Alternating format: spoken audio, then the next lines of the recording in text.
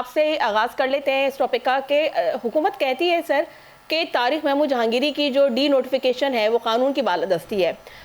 لیکن سر سچ تو یہ کہ اگر عدالت نہ آتی تو کیا حکومت کبھی خود اس تقرری پر نظر ثانی کرتی؟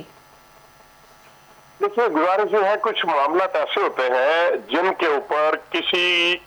عام آدمی کو ڈائریکٹ جو ہے کاگنیزنس کی اجازت نہیں ہوتی،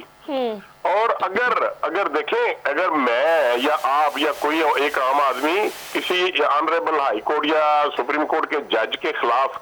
کوئی ریفرنس نہیں دائر کر سکتا، کوئی بات نہیں ایسی کر سکتا، کیونکہ وہ آئین کے ماتحت ادارہ ہے، کانسٹیٹیوشنل انسٹیٹیوشن ہے، وہ کسی کو جواب دہ نہیں ہے، وہ آئین کے تابع ہے۔ اور اس لیے جو بھی ایشوز ہوئے، جو بھی ان کے خلاف ایشوز فریم کیے گئے، ان کو وہ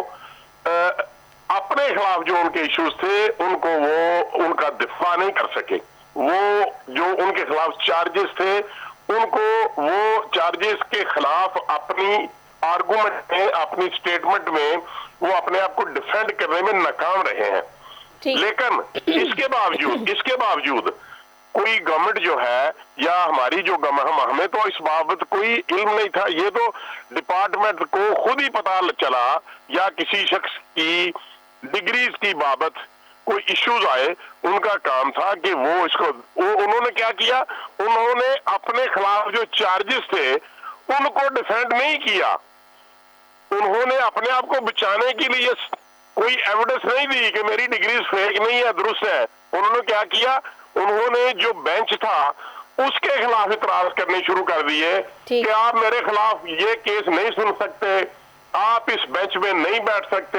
آپ کو یہ ایسا نہیں کرنا چاہیے تھا۔ بھائی یہ کوئی میرٹس نہیں تھے آپ کے کیس کے، انہوں نے اپنے کیس کے میرٹس کو ڈسکس نہیں کیا، انہوں نے